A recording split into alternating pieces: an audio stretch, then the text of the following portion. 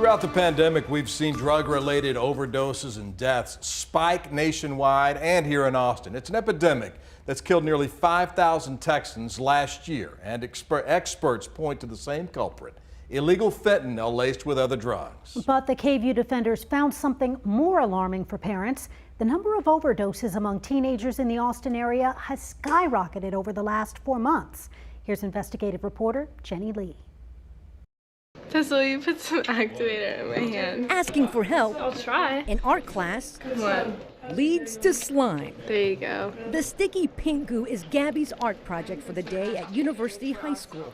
A place So my first overdose, I had just started using drugs and I was 12 years old. that is helping the now 16-year-old stay sober. By her own account, I am very lucky. the teenager has tempted fate more than a dozen times. I've had like 13 overdoses in the past 4 years of doing drugs. The reasons Gabby have for starting drugs so young are heartbreaking. Well, my dad died when I was 12. Yeah, and so it was out of curiosity. My mom had also passed away when I was 9, and both of them were drug addicts, and they both died of a drug overdose. And so I was kind of like using drugs out of the curiosity of like, what is so good about drugs that my parents would choose drugs over me. Stories like Gabby's are becoming more common in Austin. In fact, we've seen an uptick in calls from just younger ages. Libby Sanford is getting more calls from parents seeking treatment for their children. She's the program director at University High School, part of Austin Recovery Network. They also connected us to Gabby.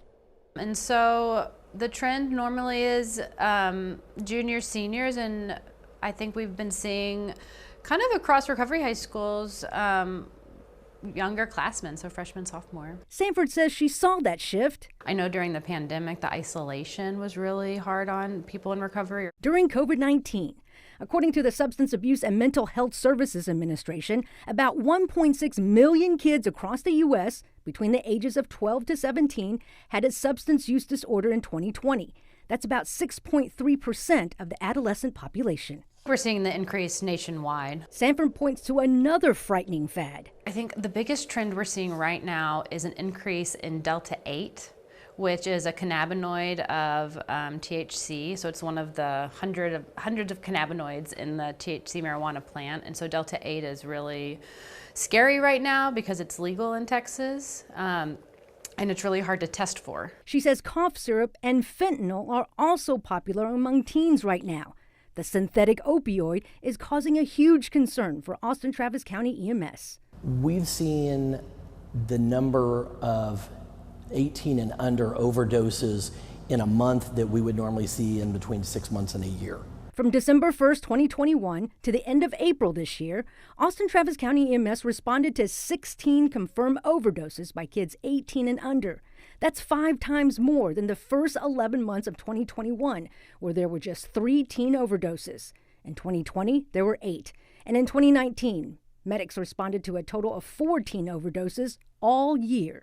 It's a huge increase. Commander Blake Hardy says he knows the numbers may not sound like a lot. It's a risk that didn't used to happen before. But fentanyl changed everything. We've known that fentanyl was in the pills being sold on the streets for a number of years. Apparently now it's made it into people who are selling it and passing it out in the schools. Or passing it out to teenagers. According to the Travis County Medical Examiner's Office, there were 5 teen deaths in 2021 as a result of accidental drug overdoses. It's up from 2 in 2020, 1 in 2019, and 3 in 2018.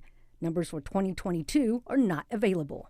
As for the rest of Texas, Department of State Health Services data reveals 148 pediatric deaths from accidental overdoses between 2017 and 2021.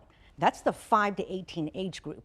These accidental overdoses involve several drugs like fentanyl, other opioids, heroin, synthetic narcotics, and depressants. So that is very scary to me personally. Dr. Max Ekman is the president of the Texas Pain Society. What we're seeing is a really alarming increase in illegally manufactured fentanyl, which is not a prescription medication. It's not coming from healthcare at all, but is coming from illicit sources. Gabby warns those illicit sources are not hard to find. You find one person and then they connect you with someone else. Which is why Gabby, her legal guardian, and authorities are sounding the alarm. Don't take any pills that didn't come from your parents or from a doctor. Acknowledging there's a problem. The fact that we're still not talking about it like we should, there's no shame. It's an illness, it's a disease. Raising awareness. So I just think we need to talk as much as we can. In order to save lives. I started using drugs